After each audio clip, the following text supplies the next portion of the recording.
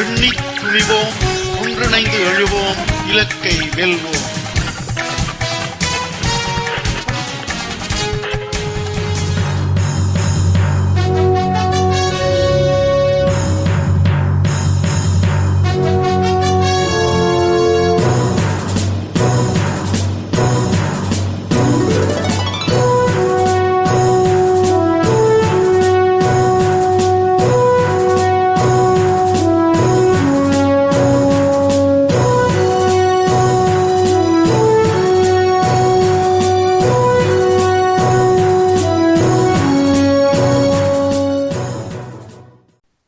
அனைத்துலக உயிரோடை தமிழ் ILC தமிழ் உயிரோடை தமிழில் அன்பர்களே, இலக்கின் சிந்தனை வாராந்த இலக்கு இணைய இதழில் பிரசுரிக்கப்படும் ஆசிரியர் தலையங்கம் அதனுடைய விளக்கத்தை உயிரோடை தமிழ் உறவுகளுக்கு எடுத்து வரும் நிகழ்ச்சியாக இலக்கின் சிந்தனை வாரந்தோறும் இடம்பெறுகின்றது.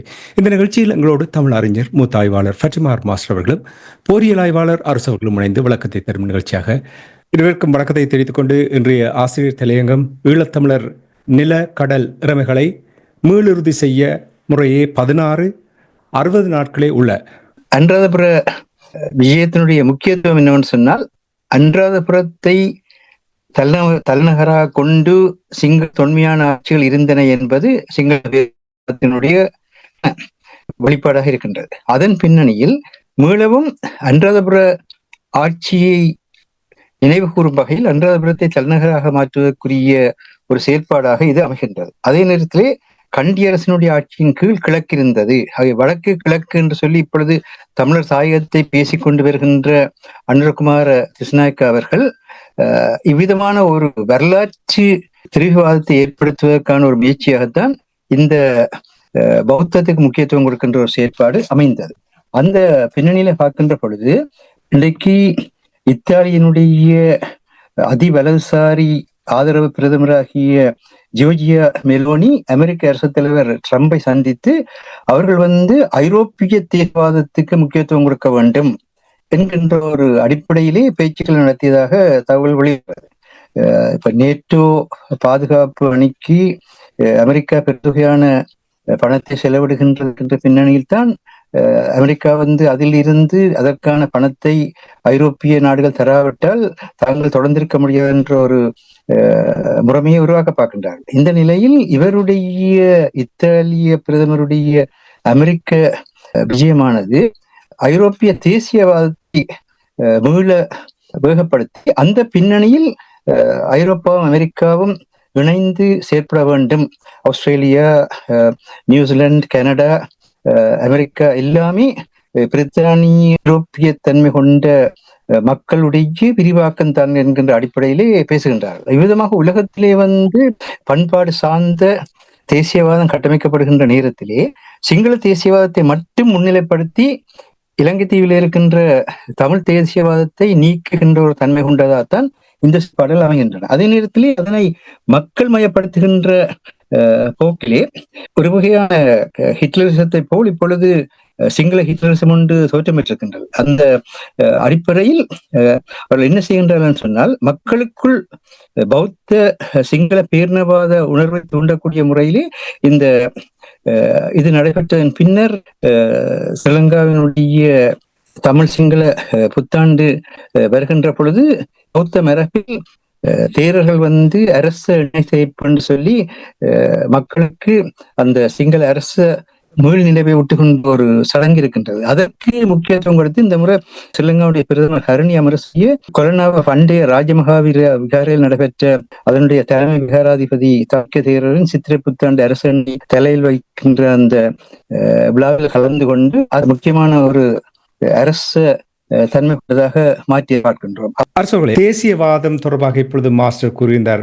அனுரகுமார திசுநாயக்கா தொடர்பாக தமிழர் தரப்பை நீங்கள் பாருங்கள். தமிழர் தரப்பு அந்த காலத்திலிருந்து இந்த காலம் வரை இந்த போராட்டத்தினால் ஏற்பட்ட அந்த வடு அதிலிருந்து வெளிவர முடியாமல் நீதிக்கான போராட்டத்தை தொடர்ந்து கொண்டு இருக்க வேண்டும். அந்த வட்டத்துக்குள்ளேயே சுத்தி சுத்தி நிற்க வேண்டும் என்று எல்லா தரப்பினரும் சுத்தி கொண்டு நிற்கிறார்கள். பாருங்கள், உலகத்தில் எவ்வளவு மாற்றங்கள் வருது. அந்த விடயம் ஒரு பக்கத்தில் நடந்து கொண்டிருக்கும் பொழுது எவ்வாறு தமிழர்கள் அடுத்த கட்டத்துக்கு செல்வதற்கு ஏதாவது வழிகள் இருக்கிறதா? உண்மைதான், தேசியவாதம் இங்கு யாரும் பேச முடியாது என்று கூறுகின்ற பௌத்த விகாரையை தமிழ் மக்களின் நிலங்களை ஆக்கிரமித்து கட்டுவது தேசியவாதம் இல்லை, அதற்கு கேட்க போவதுதான் தேசியவாதம் என்று கூறுகிறார். அதுதான் இங்குள்ள பிரச்சனை. இதுதான் ஒரு திரைப்படத்தில் கூறுவார்கள், அதாவது கிரிமினல் வழக்குக்கும் சிவில் வழக்குக்கும் என்ன வித்தியாசம் என்று. அதாவது ஒருவர் நீ ஒரு நிதி நிறுவனத்துல காசை போட்டு அவன் ஏமாத்தினால் அது சிவில் வழக்கு, நீ கோவப்பட்டு அவனை அடிச்சால் அது கிரிமினல் வழக்கு. அதே மாதிரி தான் போய் கொண்டிருக்கிறது. அதாவது தங்களுக்கு ஏற்ற மாதிரி அந்த சட்டங்களை வளைத்து சுத்திகரிப்பைத்தான் இந்த அரசு மேற்கொண்டு கொண்டிருக்கின்றது. அதில் எந்த விதமான மாற்று கருத்தும் இல்லை. இப்ப சுமந்திரன் கூட போட்டிருக்கிற தனது எக்ஸ் தளத்துல இந்த அரசு லஞ்சம் கொடுக்கிறது வாக்காளர்களுக்கு. அதாவது தங்கள் என்பிபி அரசு வந்தால்தான் உங்களுக்கு இலகுவாக நகர சபைக்கோ கிராம சபைக்கோ நிதி கிடைக்கும் என்றால், ஏனையவர்கள் வந்தால் நாங்கள் கொடுக்க மாட்டோம், ஏதோ ஒரு வகையில் அதை நிறுத்துவோம் அல்லது தடைகளை கொண்டு வருவோம் என்று மிரட்டுகிறது. இலங்கையில் பெருமளவான வழக்குகளும் பதியப்பட்டுள்ளதாக அரசு தலைவருக்கு எதிராக இவ்வாறு ஒரு தேர்தல் பரப்புரையில் இவ்வாறு மிரட்டல் விடுத்தது என்று கூறப்படுகிறது. நீங்கள் கேட்ட கேள்வி, தமிழர் தரப்பு என்ன செய்ய வேண்டும் என்றால், தமிழர் தரப்பு ஏதாவது ஒன்றை காத்திரமாக செய்வதற்கு முயல வேண்டும். உதாரணமாக அண்மையில் ஒரு நேர்காணல் பார்த்தேன், அதில் ஒருவர் கூறியிருந்தார், தமிழ் தேசிய மக்கள் முன்னணியின் தோல்வி, நாடாளுமன்ற தோல்வியை எதிர்க்க ஆரம்பித்தது என்று சொன்னார். பொது வேட்பாளரில் எதிர்த்து போட்டியிட்ட போதே அவர்கள் தோல்வி அடைந்து விட்டார்கள். அவர்களுக்கு எதிராக பிரச்சாரம் மேற்கொண்டது. அன்று அவர்கள் ஆதரித்திருந்தால் அவர்களுக்கு மிகப்பெரிய ஒரு எதிர்காலம், அந்த அரசியல் இடத்தை அவர்கள் கைப்பற்றி இருக்கலாம், ஒரு மிகப்பெரிய ஒரு அரசியல் இடத்தை கைப்பற்றிருக்கலாம். அதை தவற விட்டு விட்டார்கள். எதிர்ப்பு அரசியல், அதாவது எங்களுக்குள் உள்ள எதிர்ப்பு அரசியலை அவர்கள் முதலில் கைவிட வேண்டும். தங்களுக்குள் உள்ள எதிர்ப்பு அரசியலை கைவிட வேண்டும். ஒற்றுமையாக செயற்படும். இப்ப இலங்கையை பொறுத்தவரையில் ஒரு ஐக்கிய நாடு சபை மனித உரிமைகள் ஆணைக்குழு என்று வந்துவிட்டால் அவர்கள் எல்லாரும் கட்சி மறந்து ஒன்றாகத்தான் நிற்பார்கள். அந்த ஒருமைப்பாட்டுக்கள் இவர்கள் வர வேண்டும். அந்த ஒருமைப்பாடு இல்லை என்பதை உணர்ந்ததால் தான் என்பிபியும் இன்றைக்கு வந்து துணிச்சலாக உங்களிடம், அதாவது தமிழர்களையும் முஸ்லிம்களையும் பார்த்து சொல்கிறது, உங்களிடம் ஒரு தலைவர்கள் இல்லை என்று சொல்ற அளவுக்கு. மற்றது என்பிபியிடம் தலைவர்கள் இருக்கின்ற யார் சொன்னது? உங்களிடம் நல்ல தலைவர்கள் இருக்கிறார்கள் யார் சொன்னது? வந்த ஆட்சி அமைச்ச 3 மாதத்துல சபாநாயகர் போலியான சர்டிபிகேட்டை கொடுத்து தப்பி ஓடினால்தான் நீங்கள். அதே மாதிரி இந்த 100 நாட்களுக்கு எதுவும் செய்யவில்லை. ஆனால் இருந்த போதும் எதிரி இவ்வாறு கதைப்பதற்கு நாங்கள் இடம் கொடுக்க கூடாது. அடுத்ததாக நீங்கள் பார்த்தீங்கன்னு சொன்னால் செயல் திட்டம், புலம்பெயர் அமைப்புகள்ல நீங்கள் பார்த்தீங்கன்னா செயல் திட்டம் என்று சொன்னால் என்னத்தை செய்கிறோம், என்ன பலன் வந்திருக்கிறது என்பதை அலசி ஆராய வேண்டும். எவ்வளவோ இருக்கின்றது, எவ்வளவோ நாடுகளுடன் பேசலாம். இப்ப ஜிஎஸ்பி பிளஸ் வரிச்சலுகை தொடர்பாக இப்ப நீங்கள் என்ன செய்கிறீர்கள்? இந்தியர்களை கூட்டியிருந்தோ அல்லது பிரித்தானிய அமைச்சர்களை கூட்டியிருந்தோ இதுவரை செய்ததற்கு என்ன பலன் இருந்தது என்பதை நீங்கள் சீர்தூக்கி பார்க்க வேண்டும். இல்லை என்று சொன்னால் அது எங்கு பிழைத்தது என்று. இப்ப பாருங்கள், திருவோணமலையில் பாகிஸ்தானும் இலங்கையும் மேற்கொள்ளவிருந்த கடற்படை ஒத்திகை நிறுத்தப்பட்டிருக்கிறது. வளமையாக நடைபெறுகின்ற இந்த ஒத்திகைக்கான கால எல்லை வந்து நரேந்திர மோடி அவர்கள் இலங்கைக்கு வருவதற்கு முன்னர் தான் தீர்மானிக்கப்பட்டது. இப்போது அதை நிறுத்தி இருக்கிறார்கள். அதற்கு காரணத்தை கூறுகிறார்கள், இல்ல இந்தியா தான் அதனை செய்தது என்று சொல்லி. இந்தியாவின் அழுத்தம் காரணமாகத்தான் அது கடற்படை ஒத்திகை நிறுத்தப்பட்டது என்று கூறப்படுகிறது. இப்ப இலங்கையை பொறுத்தவரையில் இவ்வாறான பேரம் பேசும் நகர்வுகளின் ஊடாகத்தான் இந்தியாவை கையாளுகின்றனர். இப்ப இந்திய பிரதமர் இந்த இலங்கையின் வரவின் போது கூறியது என்னென்றால், ஆய்வாளர்களின் கருத்தின்படி இந்தியா இலங்கையை கையாண்டதை விட இலங்கை தான் இந்தியாவை கையாண்டிருக்கின்றது என்றுதான் கூறியிருக்கிறார். இந்தியா முற்றுமுழுதாக தமிழர்களை புறந்தள்ளியதும் இலங்கைக்கான ஒரு வெற்றியாகத்தான் பார்க்கிறார்கள். அப்ப இலங்கை அதுக்கு சில விடயங்களை இந்தியாவுக்கு விட்டுக் கொடுப்பதாக தான் இருக்கின்றது. இப்ப நாங்கள் ஒரு பேரம் பேசும் நிலையை நாங்கள் தமிழ் தரப்புக்குள் உயர வேண்டும் என்று சொன்னால் பல்தரப்பட்ட உறவுகள் தேவை. ஏனென்று சொன்னால் நாங்கள் ஒரு தரப்புல நிற்க முடியாது. ஏனென்றால் இன்று நாங்கள் நிற்கின்ற தரப்பு நாளைக்கு எதிரியாகவும் மாறலாம். நாங்கள் எதிரியாக இன்று நிற்கிற தரப்பு நாளைக்கு எங்களுக்கு நண்பனாகவும் மாறலாம். அதுதான் அரசியல். இப்ப நீங்கள் பாருங்கள், அமெரிக்காவும் ரஷ்யாவும் எப்படி ஒற்றுமையாக இருக்கிறார்கள் என்று சொல்லி இந்த G7 மாநாட்டில் கூட ரஷ்யாவுக்கு எதிராக கொண்டு வரப்பட்ட கருத்துக்களை அமெரிக்கா நீக்கி இருக்கின்றது. அதை சொல்ல விட அமெரிக்காவை விடுவதில்லை. இப்போ உக்ரைன் பிரச்சனையில் கூட உக்ரைன் தொடர்ந்தும் இந்த பேச்சுக்களில் அக்கறை இல்லாது விட்டால் தாங்கள் அதிலிருந்து வெளியேறுவோம் என்று கூறியிருக்கிறது. வெளியேறுவோம் என்றால் என்ன அர்த்தம் என்று சொன்னால் டோட்டலாக கொலாப்ஸ் பண்ண போறார்கள் உக்ரைனை. அமெரிக்கா முற்றாக கைவிடுமாக இருந்தால் உக்ரைன் நிலைமை தலைகளாகத்தான் மாறும். ஐரோப்பிய ஒன்றியத்தால் அதனை காப்பாற்ற முடியாது. கேட்டதுக்கு காரணம் என்ன? இப்ப நீங்கள் கூறினீர்கள் அமெரிக்கா ரஷ்யா தொடர்பாக கூறும்பொழுது பாருங்கள், அமெரிக்காவை எடுத்தீர்கள் என்றால் அவர்கள் ரஷ்யாவுடைய பிரச்சனையை மட்டும்தான் கையாண்டு கொண்டிருக்கிறார்களா? உலகத்தில் வேறு ஒரு பிரச்சனையும் கையாளவில்லையா? அதாவது இப்ப தமிழர்களை என்ன செய்கிறார்கள் என்றால் அந்த வட்டத்துக்கிலிருந்து வெளிவர விடாமல் அப்படியே வைத்திருக்கிறார்கள். நீங்கள் வேறு ஒன்றையுமே சிந்திக்காதீர்கள், இந்த விடயங்களை மட்டும். அதனால் தான் அவர்கள் ஒரு விதமான நீதியையும் தீர்வையும் தரவிடாமல் வைத்திருப்பதற்கு காரணம் இந்த அரசியல்வாதிகள் அமைப்புகள் புரிந்து கொள்ள வேண்டும் என்றால் உங்களுடைய முழு சக்தியையும் அந்த விடயத்தில் போட்டு சுத்தி சுத்தி சுத்தி அலைந்து கொண்டிருங்கள், அதை விட்டு வெளியில் வராதீங்கள் என்று வைத்துக் கொண்டிருக்கிறார்கள். இதை புரிந்திருக்கிறார்களா? நீங்கள் கூறுவது போல ஒரே வட்டத்துக்குள் அவர்களை வைத்திருப்பதனூடாக அது மாற்றி சிந்திக்க முடியாத ஒரு மனநிலைக்கு கொண்டு வந்து விட்டார்கள். ஆனால் இதை எவ்வாறு நடைபெறுகிறது என்று சொன்னால் சில கட்சிகளும் சில அமைப்புகளும், ஆனால் இந்த சில கட்சிகள் சில அமைப்புகளை தாண்டி சிந்திக்க வேண்டும். இப்ப நாடாளுமன்ற இலங்கையின் அரசியலை பொறுத்தவரையிலும் 2 கட்சிகள் மாறி மாறி வந்திருந்தன தென்னிலங்கை. இப்போது அதை தாண்டி மக்கள் சிந்தித்தார்கள். ஆனாலும் அவர்களுக்கு அதில் திருப்தி இல்லை. அவர்கள் இன்னொரு தரப்பை தேடுகிறார்கள். என்று சொன்னால் இப்போது தங்களுக்கிடம் தெரியவில்லை என்று கூறியிருந்தார்கள். அதே போல தமிழர்கள் இந்த அமைப்புகள் கட்சிகளை தாண்டி சிந்திக்க வேண்டும். ஒரு இனம் ஆக இருக்கு.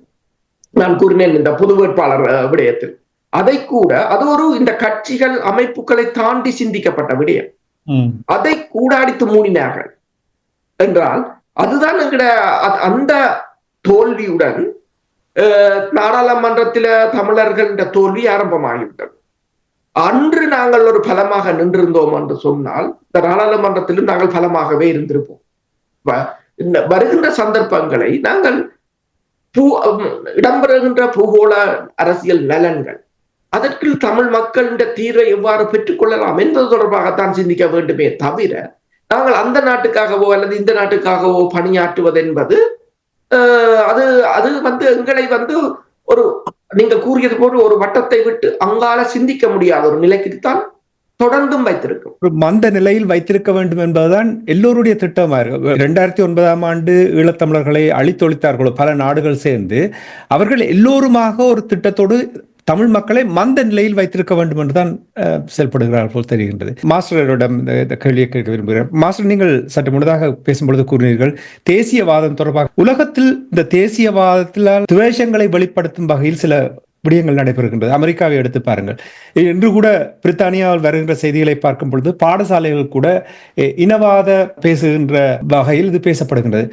அனுரகுமார திசாநாயக்கனுடைய விடயங்களை சுட்டிக்காட்டும் பொழுது தமிழர்களுக்கு இது ஏதாவது தாக்கத்தை ஏற்படுத்துமா? உலகத்தில் பொதுப்படையாக எல்லா நாடுகளிலும் பொருளாதார மந்தநிலை ஏற்பட்டிருக்கின்றது. அது வேலையின்மைகளையும் வறுமையையும் அதிகரிக்கும் என்கின்ற ஒரு எதிர்பார்ப்பு இருக்கின்றது. இந்த சூழ்நிலையில் ஒவ்வொரு நாடும் தன்னுடைய நிதி வளத்தை பேணுகின்ற ஒரு முயற்சியில் இருக்கின்றது. அந்த பின்னணியில் தான் இப்பொழுது இந்த தேசியவாதம் முன்னெடுக்கப்படுகிறது. அந்த வகையில் தான் ஐரோப்பிய தேசியவாதம் முன்னெடுக்கப்பட வேண்டும் என்று கடந்த வாரத்திலே அமெரிக்க அரசியல் ட்ரம்பை சந்தித்த இத்தாலிய அதிதீவிர வலதுசாரி அரசியல் தலைவராகிய ஜியோர்ஜி மெலோனி அவர்கள் அந்த கருத்தினை முன்வைத்திருக்கின்றார். அதாவது நேட்டோவிலிருந்து அமெரிக்கா பின்வாங்குவதற்கான முக்கிய காரணம் நேட்டோவுக்கான ஆயுத வழங்கல்களையும் பயிற்சிகளையும் ஆளணியையும் அளிப்பதற்கு அமெரிக்காவுடைய பொருளாதாரம் இடம் கொடுக்கவில்லை என்பதுதான் அடிப்படையாக இருந்தது. அதனை அப்படியே வைத்துக்கொண்டு இப்பொழுது நாங்கள் எங்களுடைய இருந்தாலும் சரி, கனடாவாக இருந்தாலும் சரி, ஆஸ்திரேலியா, நியூசிலாண்டாக இருந்தாலும் சரி இருக்கின்றது. ஆகவே அந்த வகையில் அவர்களும் இந்த ஐரோப்பிய கண்டத்துக்குள் இருந்த ஒரு ஐரோப்பியவாதத்தை பேசி அதன் மூலமாக நாங்கள் கூட்டாண்மையை பங்காண்மை ஏற்படுத்த வேண்டும் என்கின்ற கருத்தை இந்த வரிச்சலுகையை பெறுவதற்காக ஜோர்ஜி மெலோனி அவர்கள் முன்வைத்ததையும் ட்ரம்ப் அதனை வரவேற்றிருப்பதையும் பார்க்கின்றோம். அப்பொழுதுதான் அனுரகுமார திசாநாயக்காவும் தேசியவாதம் இனவாதம் தொடர்பாக பேசும் பொழுது அரசுகளை உங்களிடம் வருகின்றேன். உலகத்திலும் அவ்வாறான நிலைமையில் இருக்கின்ற இந்த நேரத்தில் இப்போ இலங்கை தீவில் உள்ளூராட்சி தேர்தல் நடைபெறப் போகின்றது. அதில் அனுரகுமார திசாநாயக்காவுடைய முழு மூச்சு மன்றங்களை கைப்பற்ற வேண்டும் என்று கூறுகிறார். இனவாதத்தை வெளிப்படுத்தினாலும் இங்கே தமிழர் தரப்பு அனுரகுமார திசாநாயக்காவுடைய கட்சிக்கு வாக்களிப்பதற்கு தயாராக இருக்கிறார்கள். அதாவது உண்மையில் இலங்கையில் உள்ள கட்சிகளில் மிகப்பெரிய இனவாதம் உள்ள கட்சி ஜேவிபி. ஆனால் அதை ஒரு தற்போதைய சமூக வலைத்தளங்களை பயன்படுத்தி அதில் பல சமூக வலைத்தளங்களை ஜேவிபி தான் ஃபண்ட் பண்ணுகிறது. இந்த மக்களிடம் ஒரு கருத்து மாற்றத்தை கொண்டு வருவதற்கான முயற்சி. இப்ப மேற்குலக நாடுகள் எவ்வாறு ஊடகங்களை பயன்படுத்தி ஒரு மாயை தோற்றுவித்தார்களோ அதே போன்ற ஒரு நிலைமைதான். ஆனால் காலம் இதற்கெல்லாம் பதில் சொல்லும். இப்ப நீங்கள் பார்க்கலாம், IPKA அதாவது இந்திய இராணுவம் இலங்கையில் இருந்த போது இந்திய இராணுவத்துக்காக பணியாற்றியவர்கள், இறுதியில் தனது இனத்துக்கு எதிராக இந்திய இராணுவத்துக்காக பணியாற்றியவர்கள் இறுதியில் நடுத்தெருவில் விடப்பட்ட சம்பவம் தான்.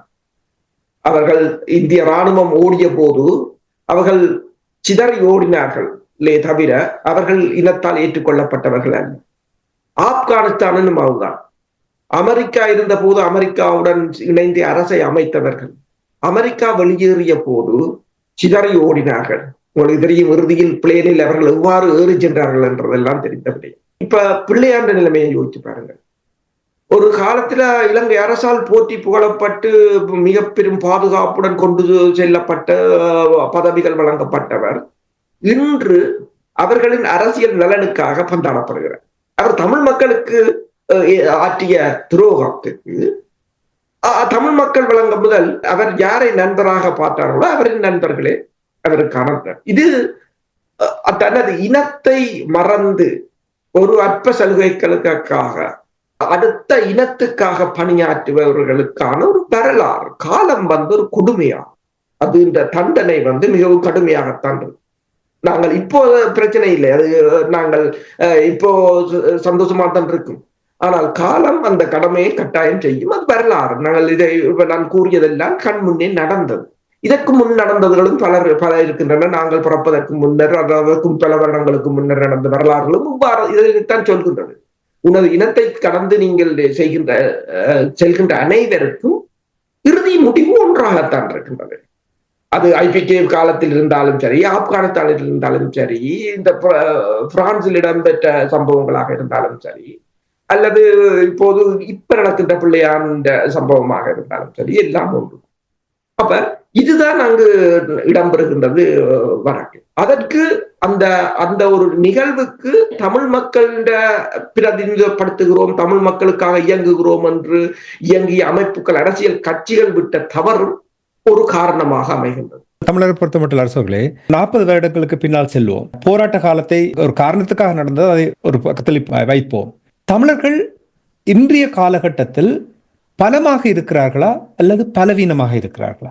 நல்ல கேள்வி. இன்றைய காலகட்டம், அதாவது இராணுவ ரீதியாக நாங்கள் பலவீனமாகத்தான் இருக்கின்றோம். என்னென்று சொன்னால் அது ஆயுதங்கள் மௌனிக்கப்பட்டது. பாதுகாப்பு ரீதியாக நாங்கள் பலவீனமானவர்களாகத்தான் இருக்கின்றோம். ஆனால் பாதுகாப்புக்கு நாங்கள் ஒரு கேந்திர முக்கியத்துவம் வாய்ந்த இடத்தில் இருக்கிறோம் என்பது எங்களுக்கான பலம்.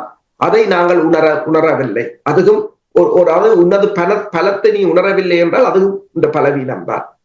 அடுத்ததாக பொருளாதார ரீதியில் நாங்கள் பலமாக இருக்கிறோம் என்று கூறினாலும், அதாவது புலம்பெயர் தேசத்தில் உனது இனத்துக்காக உன்ற பொருளாதாரத்தை நீ கட்டியமைத்து உனக்கான அதிகாரத்தை நீ பெறவில்லை என்றால் அதுவும் பலவீனமாகத்தான் இருக்கு. இப்ப கட்டலோனியாவை நீங்கள் பார்க்கலாம்.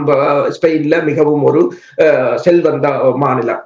அது செல்வந்த மாநிலமாக இருக்கும் போது அடுத்ததாக அது கேட்பது தனக்கான அதிகாரங்கள் அற்ற நிலையில் இருக்கின்ற அந்த செல்வம் உனக்கானது அல்ல என்பதால் அதிலும் நாங்கள் பலவீனமாகத்தான் இருக்கின்றோம்.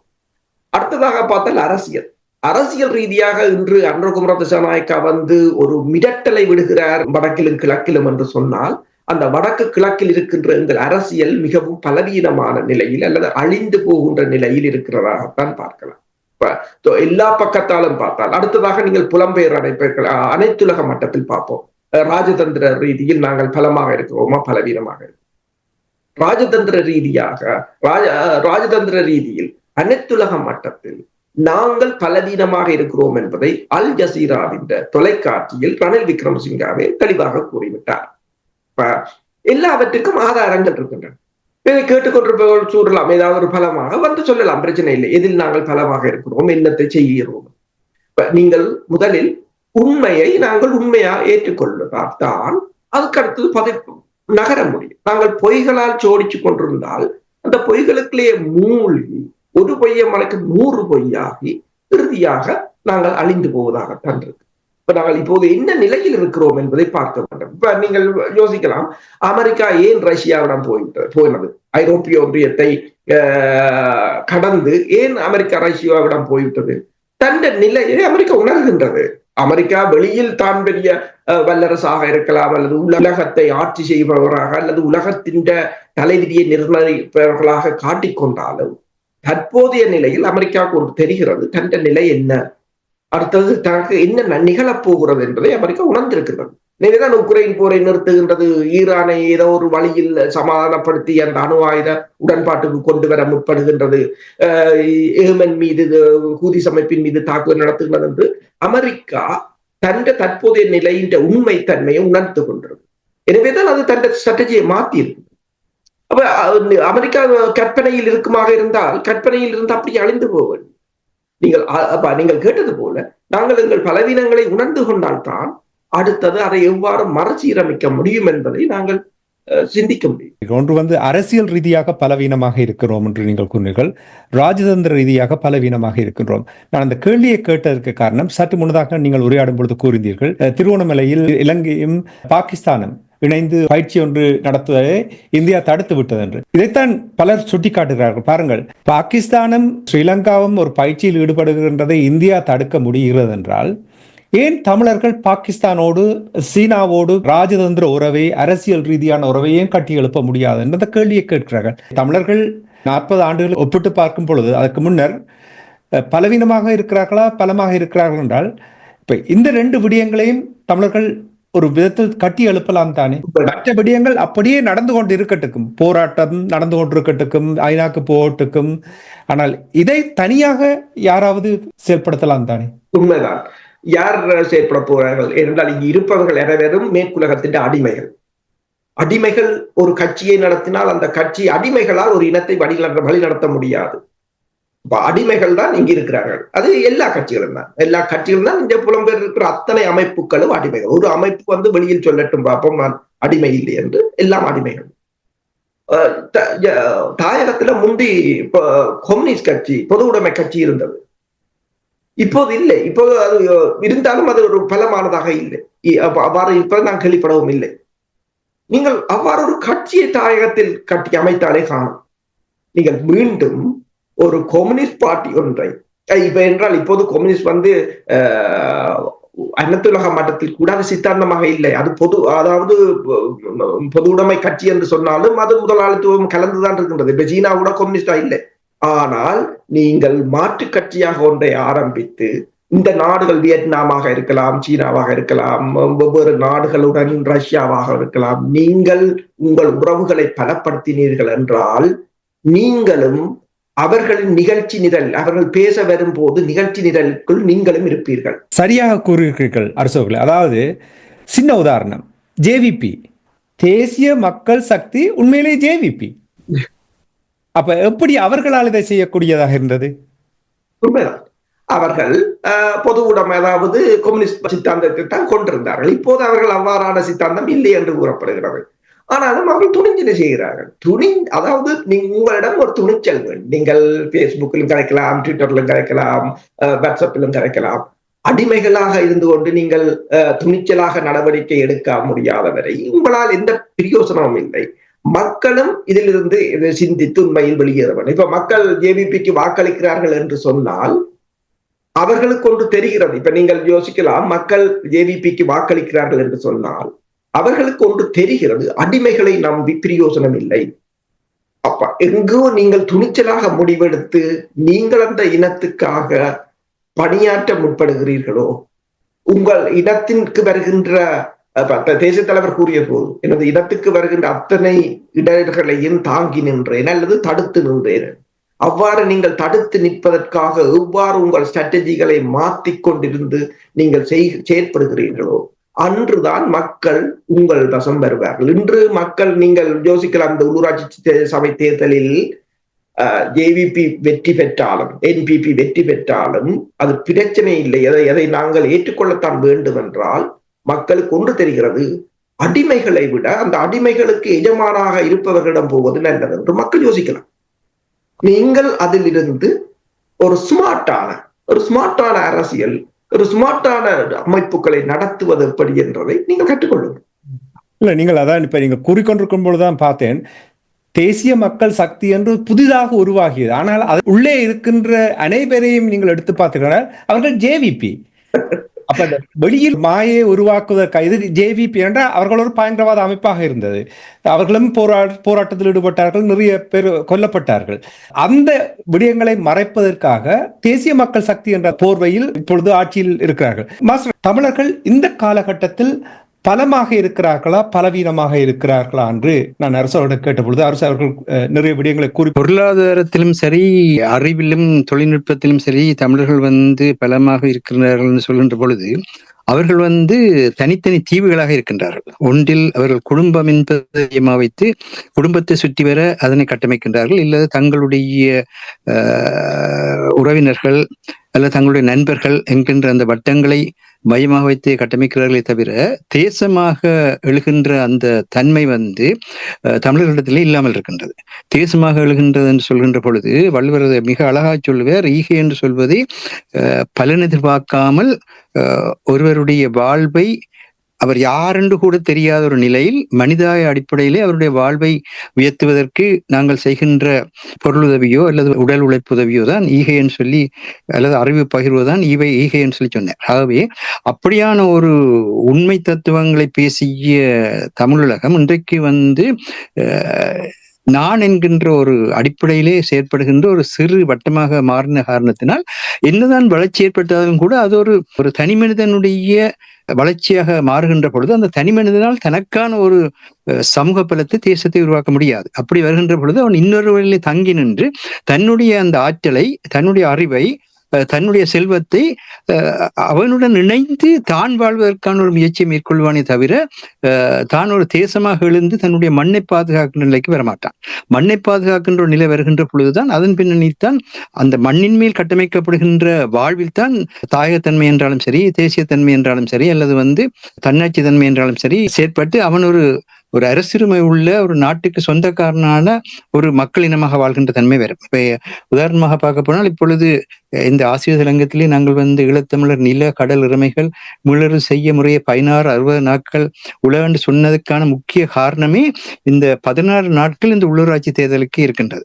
இந்த 16 நாட்கள் உள்ளூராட்சி தேர்தலுக்கு இருக்கின்ற இந்த காலகட்டத்தில் ஸ்ரீலங்கா அரசு தலைவர் இப்பொழுது மஹிந்த ராஜபக்ஷ கூறிய இங்கு இனப்பிரச்சனை இல்லை, கோத்தபாய ராஜபக்ச கூறிய இங்கு நாங்கள் சிங்கள பௌத்த பெரும்பான்மையுடைய ஆட்சியாளர்கள் தான் நாங்கள் பணி செய்ய வேண்டும், அதே நேரத்திலே இது ஒரு நாடு ஒரு சட்டம், அதற்கு கீழே வாழ விரும்புகிற சமூகங்களுக்கான சலுகைகளை நாங்கள் அளிப்போம் என்கின்ற அடிப்படையிலே அவர் தன்னுடைய சிந்தனையை கட்டமைத்தார். இந்த 2 சிந்தனைகளுடைய வளர்ச்சியாகத்தான் ரணில் விக்ரமசிங்க பொருளாதாரத்திலே நாங்கள் இலங்கை தீவினுடைய பொருளாதாரத்தை ஒரு சிங்கள தேசத்தினுடைய பொருளாதாரமாக கட்டி எழுப்புவோம், அதிலே நீங்களும் இணைந்து பயன்பெறுங்கோ என்கின்ற வகையிலே தன்னுடைய சிந்தனையை முன்வைத்தார்.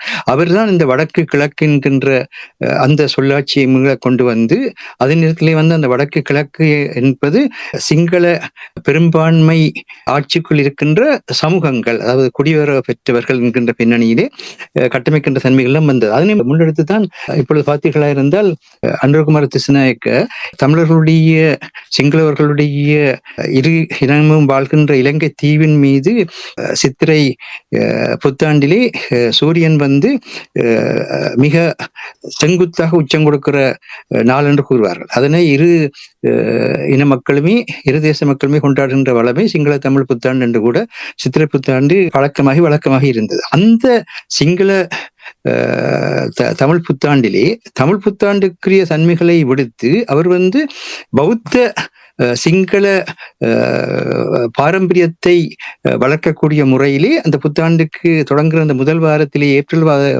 மாதத்திலேயே இந்தியாவுடைய பிரதமர் நரேந்திர மோடி அவர்களை அழைத்து அந்த பின்னணியிலே இருவருமாக சென்று அங்கு பௌத்த அரச பழமையை மீளுருவாக்கம் செய்தார்கள். அந்த அனுராதபுரத்தை தலைநகராக கொண்டு சிங்கள பௌத்த அரசு இருந்தது. அதே மாதிரியாக அனுராதபுரத்தை தலைநகராக கொண்டே இந்த எதிர்காலத்திலும் அங்கு சிங்கள பௌத்த அரசு தன்னை கட்டமைக்கின்ற பொழுது அந்த அனுராதபுரத்துக்குள் உள்ளடக்கப்பட்ட வடக்கில் வாழ்கின்ற சமூகம் என்கின்ற நிலையிலே ஈழத்தமிழர்களுடைய நிலை மாறுகின்ற பொழுது கிழக்கிலே கண்டி அரசினுடைய இறமைக்குள் உள்ளடக்கப்பட்ட கிழக்கு என்கின்ற பின்னணியிலே வருகின்ற பொழுது அங்கே வாழ்கின்ற சமூகம் இரண்டு பகுதி சமூகங்களையும் தாங்கள் சலுகைகள் மூலமாக அவர்கள் வாழ்வதற்குரிய சமத்துவத்தை அவர்கள் வாழ்வதற்குரிய தன்மைகளை தோற்றிப்போம் என்கின்ற கருத்தில் தான் அவர் தன்னுடைய கருத்தை தேர்தல் மேடைகளிலே வெளியிட்டுக் கொண்டு வருகின்றார். அதனுடைய உள் நோக்கம் என்ன? சிங்கள நாடு, பௌத்த பண்பாட்டிலே இருக்கின்ற சிங்கள நாடு, அந்த நாட்டினுடைய ஒரு சமூகமாக நீங்கள் குடியேறவிட்ட சமூகமாக அந்த நாட்டிலே நீங்கள் வாழ்வதற்கான முறைமைகளை தோற்றுவிப்போம். அதான் அவர் சொல்கின்ற அந்த எல்லோருக்குமான சமத்துவம் என்று சொல்வது அந்த சலுகைகளின் அடிப்படையில் நாங்கள் உங்களுக்கான அந்த சமூகத்துக்கான தன்மைகளை இப்ப நாங்கள் பிரித்தானியாவில் இருக்கின்றோம். பிரித்தானியிலே நாங்கள் இறமை உள்ள மக்களாக எங்களை எதிர்காலத்தில் இது மாறக்கூடும் இன்றைக்கு மாற்றிக்கொள்ள முடியாது. அப்படியான ஒரு சூழலிலே நாங்கள் அந்த அரசாங்கத்தினுடைய பாதுகாப்பிலே வாழ்கின்ற ஒரு இனமாக இருக்கின்றோம். அதே மாதிரியாக சிங்கள அரசாங்கம்தான் தீர்மானங்களையும் முடிவுகளையும் எடுக்கும், நாட்டினுடைய வளங்களையும் மனித வலுவையும் மூலதனங்களையும் கூட பயன்படுத்தும். அந்த பின்னணியிலே நீங்கள் உங்களுக்கான வாழ்க்கை அமைத்துக் கொள்கின்ற அடிப்படையில் தான் அவர் செயற்படுகின்றார்கள். இதற்காகத்தான் அவர் இந்த முறை எங்க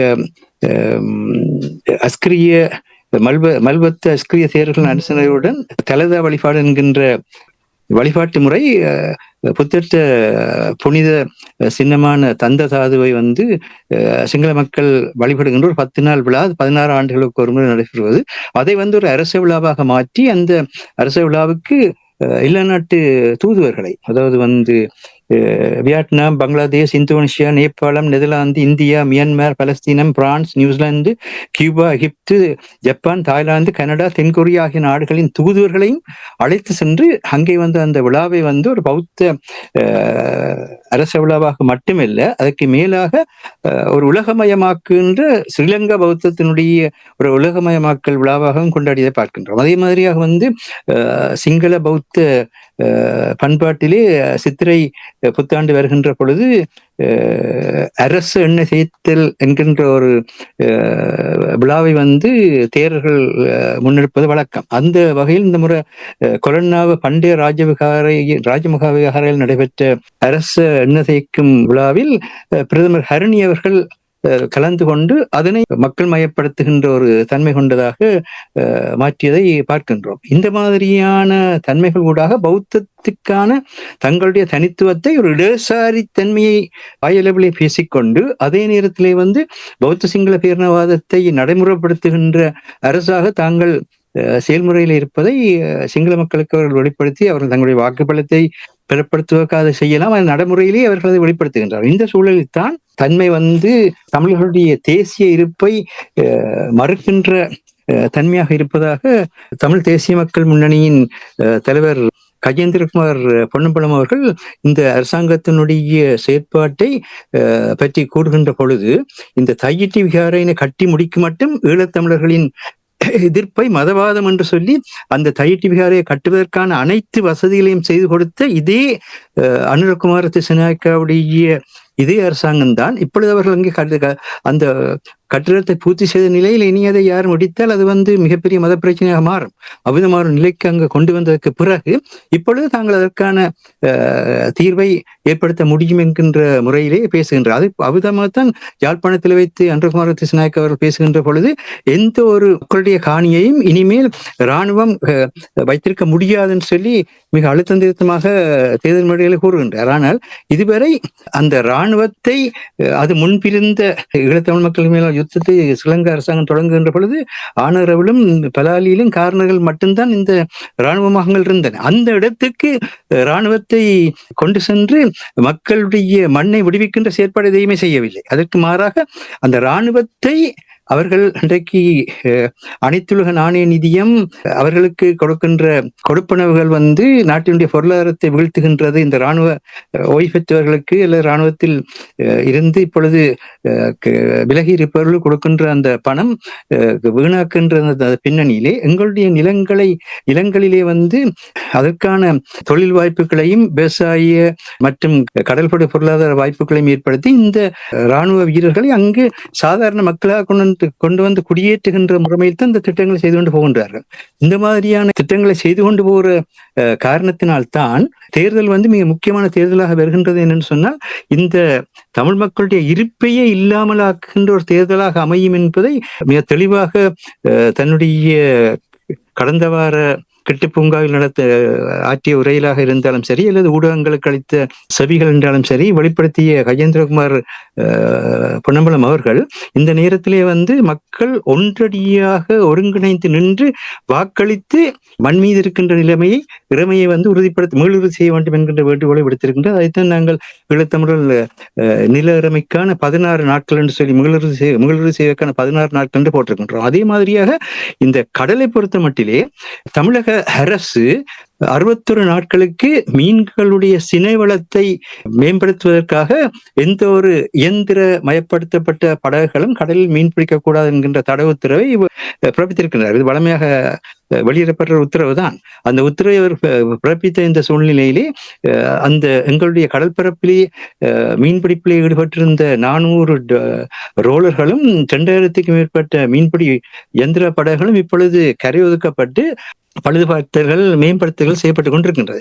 இந்த சூழ்நிலையை பயன்படுத்தி இந்த ஈழத்து மீனவர்களதும் தமிழ்நாட்டு மீனவர்களதும் சந்திப்புகளை உரையாடல்களை ஏற்படுத்தி இருதரப்பும் தமிழர்கள் இவர்கள் தங்களுடைய நாளாந்த வாழ்வியலுக்கு பாதிப்பு வராத மாதிரியாக விதமாக இந்த 2 எழுத்து தமிழகத்து பொது எல்லையாக இருக்கின்ற இந்த கடற்பரப்பின் பெரும்பாலான பகுதிகளில் எவ்விதமாக தங்களுடைய வாழ்வாதாரத்தை அமைத்துக் கொள்ளலாம் என்கின்ற உரையாடல்களை ஏற்படுத்த வேண்டும் என்கின்ற அந்த கோரிக்கையையும் இந்த ஆசிரியர் தலையங்கத்தில் முன்வைக்கின்றோம். என்னன்னு சொன்னால் இந்த நேரத்தில் குறிப்பாக கத்தோலிக்க திருச்சபை இதிலே கவனம் செலுத்த வேண்டிய ஒரு தேவை இருக்கின்றது. என்னென்றால் இந்த தென்னிந்திய ராமேஸ்வரம் கீழக்கரை பகுதிகளில் இருக்கின்ற பெரும்பாலான மீனவர்கள் கத்தோலிக்க மதத்தை சார்ந்தவர்களாக இருக்கின்றார். அதே மாதிரி யாழ்ப்பாண மன்னார் பக்கத்தில் இருக்கின்ற பெரும்பாலான மீனவர்களும் கத்தோலிக்க மதத்தை சார்ந்தவர்களாக இருக்கின்றார். அதாவது இந்த கத்தோலிக்க திருச்சபைகள் இந்த நேரத்தில் இந்த 2 பக்கத்து மக்களையும்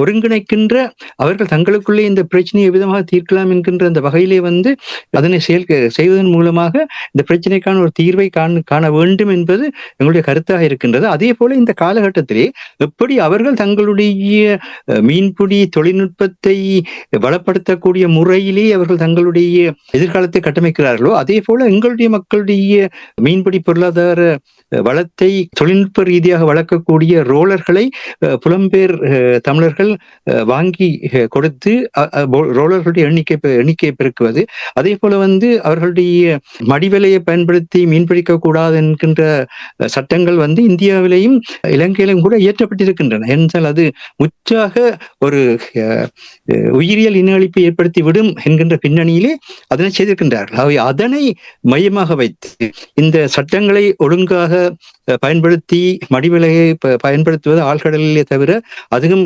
சினைவளம் இல்லாத ஆழ்கடலை பயன்படுத்த வேண்டும் என்கின்ற அந்த தன்மைகளையும், அதே போல மக்கள் ஒருவருக்கொருவர் ஒரு பரஸ்பர ஒத்துழைப்பின் மூலமாக தங்களுக்கான வாழ்வாதாரத்தை உருவாக்குவதற்கான ஒரு 60 நாட்களாகவே இந்த காலத்தை வெளிப்படுத்துகிற காரணத்தினால் தான் ஈழத்தமிழர் தங்களுடைய இந்துமா கடல் கரையோரத்தின் மேலான கடல் இறைமையை, நில இறைமை, கடல் இறைமை ரெண்டும் நிலைநிறுத்தப்பட வேண்டிய நேரமாக இருக்கின்றன. நில இறைமையை உள்ளூர் தேர்தலில் முழுறு செய்ய வேண்டிய, உள்ளூராட்சி தேர்தலில் முழுறு செய்ய வேண்டிய நேரமாக இருக்கின்றது. இதில் ஒரு அதிசயமான விஷயம் என்றால், உலகத்திலே எல்லா பெரிய நாடுகளுமே, அமெரிக்காவாக இருந்தாலும் சரி, ரஷ்யாவாக இருந்தாலும் சரி, சீனாவாக இருந்தாலும் சரி, அல்லது பிராந்திய மேலாண்மையான இந்தியாவாக இருந்தாலும் சரி, எல்லாமே கூட்டாண்மை பங்காண்மையில் கூடாக அரசியல் இணைப்பை ஏற்படுத்தி பயணிக்கிற ஒரு நேரத்திலே தமிழரசு கட்சி கஜேந்திரகுமார் பொன்னம்பலம் அவர்கள் இந்த விடயத்திலே அவரவர்கள் தங்கள் அரசியல் கோட்பாடுகளில் இருந்தபடியே ஒரு கூட்டாண்மையை, ஒரு பங்காண்மையை ஏற்படுத்தி இதுதான்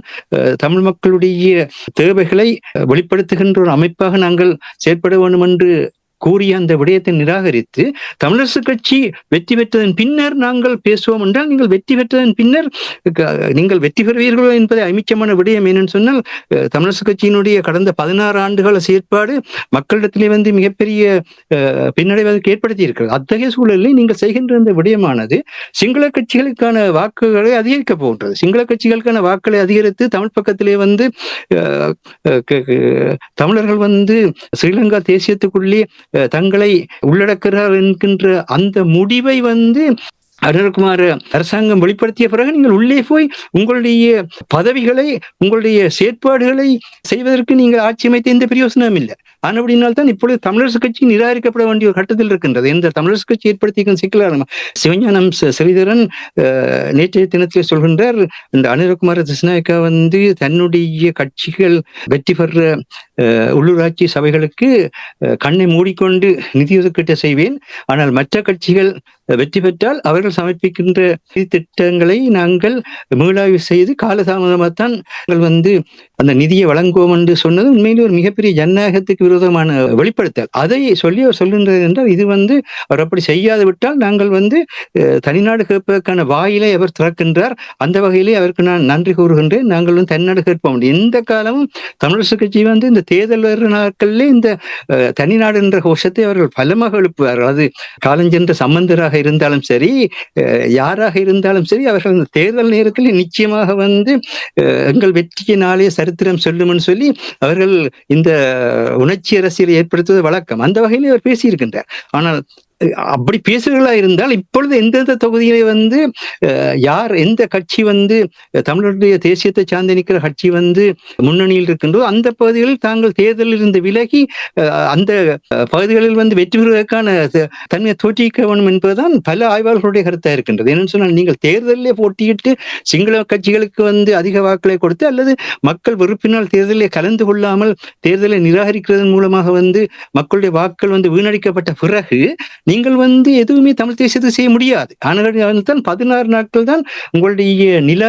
இறைமையை வெளிப்படுத்துவதற்கு இருக்கிற என்று கூறுவோம். அதே மாதிரி கடல் இறைமையை வெளிப்படுத்துறதுக்கு 60 நாட்கள் தான் இருக்கின்றன. இந்த 60 நாட்களும் தமிழகத்தில் இருக்கின்ற ஒவ்வொரு தமிழருடனும் ஈழத்தமிழர்கள் தங்களுக்கு இடையிலே இருக்கின்ற இனத்துவ அடிப்படையிலே ஒருங்கிணைந்து இந்த பிரச்சனையை ஒரு பகைமை பிரச்சனையாக, ஒரு மக்களுடைய ஒரு சிறுதேச இனத்தினுடைய அழிவுக்கான பிரச்சனையாக மாற்றாமல், அல்லது இந்தியாவுடன் சிறுதேச இனத்தை முரண்பாடு அடைய வைக்கின்ற ஒரு பிரச்சனையாக மாற்றாமல் ஒரு உரையாடல் கூடாக இதை மேற்கொள்ள வேண்டும் என்று சொல்கின்றோம். அதே நேரத்தில் இன்னொரு முக்கியமான விஷயம் என்னவென்றால், இந்த பிள்ளையான் கைது செய்யப்பட்ட பின்னணியிலே அனுருத்த லொக்கு புரட்சி என்கின்ற சிங்கள எழுத்தாளர் ghost of the border exposing the violent legacy of Pillayan and penalty politics என்று சொல்லி, பிள்ளையானுடைய வன்முறையான அரசியல் பாரம்பரியத்தாலையும் தண்டனை அரசியல் முறைமைகளுக்கூடாகவும் அலைந்து திரிகின்ற இல்லையில் இருக்கின்ற ஆவிகள் என்கின்ற ஒரு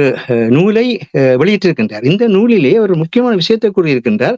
மே 2006 வெளியந்த படுகொலை என்று சொல்லப்படுகின்ற 13 சிங்கள விவசாயிகள் கால்வாயை தங்களுடைய வயலுக்கு வெட்டி கொண்டிருந்த நேரத்தில் அவர்களை கடத்தி சென்று கூரான ஆயுதங்களினால் அவர்களுடைய கழுத்து வெட்டப்பட்டு கொலை செய்யப்பட்ட அந்த படுகொலையையும், அதே மாதிரியாக 2006 ஜூன் மாசத்திலே கெப்பிட்டிகுலாவ கிளைமோர் தாக்குதல் சொல்லப்படுகின்ற 60 சிங்களவர்கள் சிறுவர்களுடனும் பெண்களுடன் பயணித்த பேருந்தை கிளைமோர் தாக்குதலுக்கு உள்ளாக்கி செய்த படுகொலையையும் அதே தமிழ்ல விடுதலை புலிகள் செய்தது என்று சொல்லி தான் மஹிந்த ராஜபக்ஷ தமிழர்களுக்கு மேலான யுத்தத்தை தொடங்கினார். ஆனால் இப்பொழுது இவர் இந்த நூலில் மிக தெளிவாக கூறியிருக்கின்றார், அந்த பகுதி இந்த சிங்கள இராணுவத்தினுடையவும் சிங்கள இராணுவத்துக்கு சார்பாக இருந்த தமிழ் படைகளுடையவும் கோட்டையாக இருந்தது. ஆகவே இந்த கொலைகள் திட்டமிட்ட முறையிலே விடுதலை புலிகளுக்கு மேல் அவர்கள் பயங்கரவாதிகள் என்கின்ற ஒரு தன்மையை உலகளாவிய நிலையில் போலியான முறையில் ஈழத்தமிழ் மக்களை இந்த சிங்கள பௌத்த பேரினவாத மிருகங்கள் இனப்படுகொலை செய்தன என்பதை உலகுக்கு காட்டுகின்ற ஒன்றாக இருக்கின்றது. இந்த நிலையில் வைத்துத்தான் ஒவ்வொரு விடயத்திலும் வருகின்ற ஒவ்வொரு தமிழ் மக்களுடைய வரலாற்றின் உண்மைகளை வெளிப்படுத்துவதற்கான ஒரு பொது கவுன்சிலை உருவாக்குங்கள். அந்த பொது கவுன்சிலில் அறிவார்ந்த நிலையில் அந்தந்த துறையை சார்ந்தவர்கள் இணையுங்கள், அனுபவசாலிகளையும் கொண்டு இணையுங்கள், தொழிலாளர்களையும் மாணவர்களையும் ஆசிரியர்களையும் வைத்தியர்களையும் மற்றும் ஆர்வமுள்ள மக்களையும் இணைத்து அதற்கான ஒரு பலம் பொருந்திய கட்டமைப்பை உருவாக்குங்கள் என்று சொல்லி நாங்கள் இலக்கின் சிந்தனையிலும் உயிரோடை தமிழிலும் இந்த 16 வருடமாக தொண்டை கிளிய கத்திக் கொண்டிருக்கின்றோம். இந்த தன்மைகளை புரிந்து கொள்ளாமல், உலகினுடைய ஓட்டங்கள் புரிந்து கொள்ளாமல், அதுக்கு பதிலாக என்ன செய்ய முற்படுகிறார்கள் சொன்னால், நாங்கள் ஏதோ அங்கிருக்கின்ற அல்லது வெளிநாட்டிலே செயல்பட்டு கொண்டிருக்கின்ற அரசியல்வாதிகளுக்கு அல்ல செயற்பாட்டாளர்களுக்கான எதிர்க்கு கருத்தை உருவாக்குகின்ற மாதிரியான ஒரு தன்மையை உருவாக்குவதன் மூலமாக இந்த உண்மையான ஆய்வு நிலையிலான கருத்துக்கள், உண்மையாக மக்களை செயல்படுத்தக்கூடிய செயல் திட்டங்கள் உருவாக்க முடியாத தடையை நாங்களே ஏற்படுத்துகின்றோம். இதுதான் முயற்சிக்கலான பிரச்சனை. அப்ப இந்த நிலையிலிருந்து விடுவதற்கு உங்களுக்கு இப்பொழுது ட்ரம்ப் எல்லாத்துக்கும் அல்டிமேஷன் கொடுத்து கொண்டு வார ஒரு குறிக்கப்பட்ட காலத்துக்கு நடைபெற. இப்ப ஈராக் ஈரானுடன் கூட அவர்கள் பேச்சுவார்த்தை நடத்த முற்படுகின்றார்கள். ஈரானும் முற்படுகின்றது. அவர்களுடைய நிபந்தனைகளுடன் நின்று கொண்டு அதற்கான பொது தன்மை பெருமாண்டு பார்க்கின்றார்கள். அதே மாதிரி தான் ரஷ்யாவை எடுத்தாலும் சரி, அமெரிக்காவை எடுத்தாலும் சரி, அதே மாதிரி தான் சீனாவை எடுத்தாலும் சரி, அமெரிக்க ரஷ்ய தன்மைகள் எடுத்தாலும் சரி, எல்லாவற்றையும் எடுத்தாலும் கூட இன்றைய கூட்டாண்மைக்களாலும் பங்காண்மைக்களாலும் நாங்கள் பயணித்துக் கொண்டிருக்கிற நேரத்திலே அதற்கான அந்த சமகாலத்துக்கான தன்மைகளை வெளிப்படுத்துவதாக இந்த உள்ளூராட்சி தேர்தலில் எங்களுடைய நிலத்தினுடைய இறமையையும், இந்த 61 நாள் இடைவெளியிலே அந்த மீன் பிடிக்காமல் இருக்கிற சூழலிலே எங்களுடைய கடலினுடைய இறமையையும் உலக நாடுகளுக்கும் வெளிப்படுத்துகிற காலகட்டமாக பயன்படுத்த என்பதுதான் இந்த ஆசிய இலங்கத்துடைய அழைப்பாக இருக்கின்றது. ஜேவிபியினுடைய நிலைப்பாடுகள் தொடர்பாக கூறும் பொழுது தெற்கிலங்கையை நீங்கள் எடுத்து பார்த்தீர்கள் என்றால் எதிர்கட்சி அரசியல் இப்பொழுது இல்லாமல் போய்விட்ட ஒரு நிலைமை காணக்கூடியதாக இருக்கின்றது சில அவதானிகள் கூறுகிறார்கள்.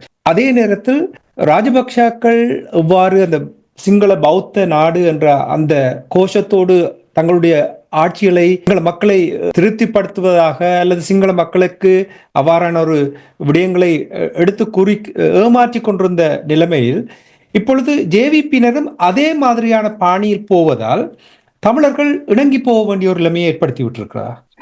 இது ஒரு முக்கியமான கேள்வி. ஏனென்றால் எப்பொழுதும் ஒரு நாடு ஒரு சட்டம் என்கின்ற ஆட்சி முறை உலகிலே நடைமுறைப்படுத்தப்படுகின்ற பொழுது அங்கு அந்த ஆட்சியில இருக்கின்ற கட்சி தான் தேசிய கட்சியாக வெளிப்படுத்தப்படும். சீனாவிலே நாங்கள் தெளிவாக பார்க்கின்றோம். அவ்விதமாக வெளிப்படுத்தப்படுகின்ற பொழுது அந்த தேசிய கட்சி தன்னுடைய நோக்குகளை மையப்படுத்தி கொண்டு அதற்கு எதிர்வினையாற்றுகின்ற கட்சிகளை தன்னுள் இணைத்து கொண்டு பயணிக்கின்ற ஒரு முறைமை இருக்கின்றது. இதைத்தான் இப்பொழுது இவர்கள் ஒரு இடசாரித்துவ பின்னணியை உள்ளவர்கள் என்று சொல்லிக்கின்ற பொழுது அந்த முறைமையை கொண்டு பார்க்கின்றார்கள். ஆனால் சீனாவில் அந்த முறைமை அறிமுகம் செய்கின்ற பொழுது மக்களுடைய இறமைக்காக பல்குழுவும் பால் செய்யும் உட்பகையும் வேந்தலைக்கும் கொள்குன்பும் இல்லது நாடு என்ற தன்மையிலே இந்த ஜனநாயகத்தன்மை வந்தால் அங்கு பல்குழுக்கள் ஏற்படும். பல்குழுக்கள் ஏற்பட்டால் அதால பால்சை முற்பகை வரும். பால்சை முற்பகை வந்தால் அந்த உட்பகையை யார் செய்கிறார்கள் என்று கண்டுபிடிக்க முடியாத நிலையில் அரசு இருக்கும் என்ற அந்த வள்ளுவருடைய எச்சரிக்கையை கவனத்தில் கொண்டு மக்களுக்காக அதை செய்தார்கள். அந்த பின்னணியிலே சீனா இன்றைக்கு மிகப்பெரிய ஒரு உலக வல்லாண்மையாக எழுந்திருப்பதையும் பார்க்கின்றோம். ஆனால் இலங்கையில் அப்படி அல்ல. இலங்கையிலே எல்லா மக்களுக்குமான அரசியல் முறைமை என்பது இதுவரை கட்டமைக்கப்படவில்லை. இதுவரை 1948ஆம் ஆண்டு பிரித்தானிய காலனித்துவ அரசாங்கம் தமிழர்களுடைய இறைமையை சிங்களவர்களுடைய இறைமையுடன் சிங்கள பெரும்பான்மை ஒற்றியாட்சி பாராளுமன்ற முறைமைக்குள் இணைத்த நாளில் இருந்து இன்று பரியந்தம் அந்த நாடு சிங்கள இனத்துக்குரிய நாடு என்ற ஒரு இனவெறித்தன்மையும், அதே மாதிரி பௌத்த மதத்துக்குரிய நாடு என்ற ஒரு மதவெறித்தன்மையும் கொண்ட பின்னணியில் தான் அந்த நாட்டினுடைய எல்லா சமூக பொருளாதார அரசியல் ஆன்மீக வளர்ச்சிகளையும் சிங்கள அரசாங்கங்கள் முன்னெடுக்கின்றன. இப்படியான ஒரு சூழலில் அதற்குள் உள்ளடங்குவது என்பது தன்னைத்தானே தற்கொலை செய்கின்ற செயலாக அமையும். என்னன்னு சொன்னால், இனமானம் தன்மானம் இல்லாத ஒரு மனிதன் மனிதனாக வாழ முடியாது. தனிப்பட்ட வாழ்விலே இருந்தாலும் சரி, பொது வாழ்வில் இருந்தாலும் சரி, இந்த ரெண்டு தன்மையும் இல்லை என்று சொன்னால் அவனால மனிதத்துவத்துக்குரிய தன்மையில் வாழ முடியாது. ஒரு மனிதன் தன்னைத்தானே பலப்படுத்தியதற்கு பிறகுதான் அதன் பின்னர் அந்த சூழலுக்கு ஏற்ற மாதிரி மற்றவர்கள் இணங்கி மனிதத்துவத்தை போற்றுகின்ற அந்த தன்மைக்கு வாழ முடியும். ஆனா அந்த நிலை ஸ்ரீலங்காவில் இல்லை. அப்படியானால் நீங்கள் மத சார்பற்ற, மொழி சார்பற்ற, இனத்துவ சார்பற்ற ஒரு அரசியலமைப்பை முதலிலே வெளிப்படுத்துங்கள். அவ்விதமான ஒரு அரசியலமைப்பை வெளிப்படுத்தியதற்கு உங்களுக்கு மிக பிரதானமான தேவையாக இருப்பது அந்த மக்களுடைய இறைமை உள்ள எல்லைப் பகுதிகளை நீங்கள் விதந்திரைக்க வேண்டும். தமிழர்களுடைய இறைமை உள்ள எல்லைப் பகுதிகளாக யாழ்ப்பாண அரசும் வன்னி அரசும் இருந்த பகுதிகள் இருக்கின்றன. உங்களுடைய இறைமை உள்ள எல்லை பிரதேசங்களாக கண்டி அரசும் கோட்டை அரசும் இருக்கின்றன. இதனை SWR பண்டாரநாயக்கா அவர்களை ஏற்றுக்கொண்டு ஜாப்பானிய ரட்டசபாவை, கண்டி ரட்டசபாவை, காலி ரட்டசபாவை என்று 3 நாட்டு சபைகளை உருவாக்கி அந்த நாட்டு சபைகளுடைய பின்னணியிலே வருகின்ற ஒரு பொது குழு இலங்கை தீவினுடைய அரசியல் எதிர்காலத்தை முன்னெடுக்க வேண்டும் என்று கூறினார். உங்களுடைய சிங்கள தலைமைகளை ஏற்றுக்கொண்ட விடயங்கள் இது. ஏதோ தமிழர்கள் நாங்கள் புதிதாக கூறவில்லை. எதற்காக யாழ்ப்பாண ரட்டசபா என்ற ஒன்றை பற்றி SWR பண்டாரநாயக்கா பேச வேண்டி வந்தது? ஏனென்றால் இலங்கை தீவினுடைய அன்றைய பிரச்சனையிலே பிரித்தானிய காலனித்துவ பேரரசுக்கு எதிராக மக்கள் அணிய வேண்டிய தேவை இருந்தது. அப்பொழுது உண்மையை பேசினார். உங்களோட பக்கத்தை நீங்கள் பாதுகாருங்கள், எங்களை பக்கத்தை கண்டி பக்கத்தை நாங்கள் பாதுகாக்கின்றோம், கரையோர மக்களுடைய சிங்கள பக்கத்தை காலி சபை பாதுகாக்கட்டும். இதை கவனத்தில் எடுங்கள். நீங்கள் நாட்டினுடைய எல்லைகள் இன்றைக்கு எல்லோரும் எல்லா இடத்திலும் பறந்து வாழ்கின்றோம், அது வேறு விடயம். ஆனால் அந்த வரலாற்று தாயகம் ஒன்று தமிழர்களுக்கு வடக்கு கிழக்கை கொண்டு அந்த அரச இறைமை உள்ள பகுதி இருக்கிறது. அது அவர்களுடைய சொந்த மண்.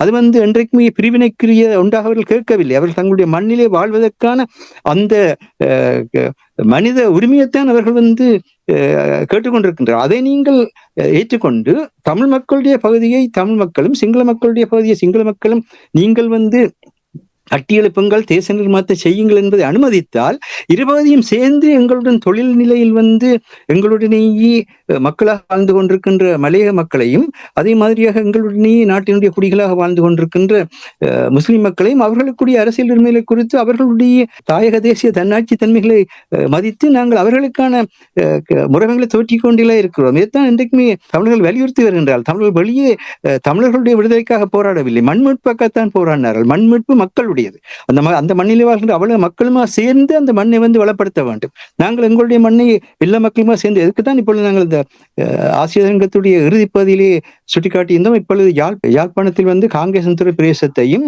யாழ்ப்பாண குடாநாட்டுக்கு வெளியே பரந்தன் பிரதேசத்தையும் மாங்குள பிரதேசத்தையும் இப்பொழுது பொருளாதார வளங்களாக மாற்றிக் கொண்டிருக்கின்றார்கள். அந்த பொருளாதார வளங்களாக மாற்றுவதற்கு 30 ஆண்டுகளுக்கு அந்த பகுதியிலே நிலத்தை குத்தகைக்கு கொடுக்கின்றார்கள். அந்த நிலத்தை குத்தகை கொடுக்கின்ற அந்த பகுதியிலே வர்த்தக சலுகைகளையும் அதற்கான வர்த்தகத்தை நடத்துவதற்கான தேவையான அனைத்து வசதிகளையும் ஏற்படுத்துகிற கொடுக்கின்றார்கள். இப்படியான நேரத்தில் புலத்திலே இருக்கின்ற தமிழ் மக்கள் அந்த பகுதிகளில் இருக்கின்ற தொடங்கப்பட இருக்கின்ற இந்த பொருளாதார முயற்சிகளில் தாங்களும் முதலீட்டை செய்வதன் மூலமாகவும் அங்கிருக்கின்ற தமிழர்களுக்கு அந்த பொருளாதாரத்துக்கு ஊடாக தங்களுக்கான வேலை வாய்ப்பை பெறுவதற்கான அறிவையும் தொழில்நுட்பத்தையும் வழங்குவதன் மூலமாகவும் எங்களுடைய சமுதாயத்தை கட்டியெழுப்பினால்தான் அந்த பிரதேசங்கள் எங்களுடையதாக இருக்கும். இப்பொழுது இந்த முயற்சிக்கு யாழ்ப்பாண வர்த்தக சங்கம் என்பது அதற்கான படிவங்களை பெற்று அதில் ஈடுபடுமாறு அழைத்திருக்கிறது.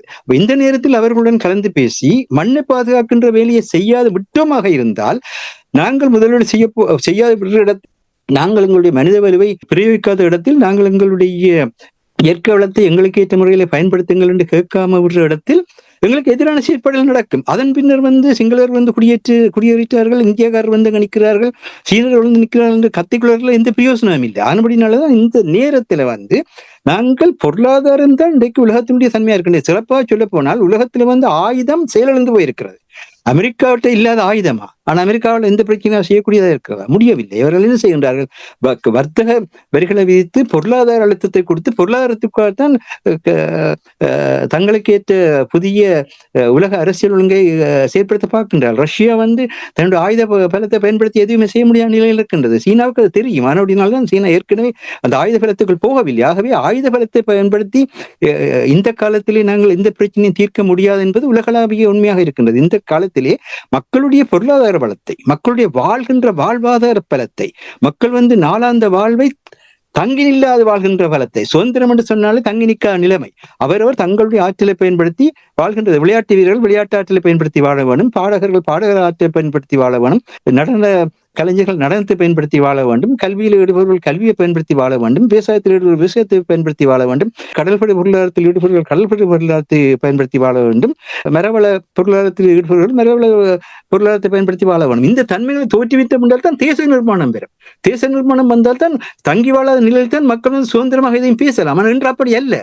தங்கி வாழ நிலையில் தான் அந்த மண் இருக்கின்றது. அதிலிருந்து விடுவிக்கிற பிறப்பு புலம்பெயர் தமிழர்களுடையது. அவர்கள் பொருளாதாரத்தை பற்றி சிந்திக்க வேணும். அவர்கள் பொருளாதாரத்தை வளர்க்கக்கூடிய ஊடக சிந்தனைகளை கொண்டு வர வேணும். சுதந்திரமான ஊடகத்தை அவர்கள் முன்னெடுக்க வேணும். இப்பொழுது உயிரோடை தமிழுக்கு இந்த மே மாதம் 5ஆம் தேதி 15வது ஆண்டு நிறைவு விழா நடைபெற இருக்கின்றது. இந்த 15 ஆண்டு காலத்திலும் உயிரோடை தமிழாக இருந்தாலும் சரி அல்லது இலக்காக இருந்தாலும் சரி, இரண்டுமே சொல்கிறபடியும் இதுதான்: மக்களை தங்கி வாழாத நிலையில் உருவாக்குங்கள். ஒருவரும் தங்கி வாழ வேண்டாம்.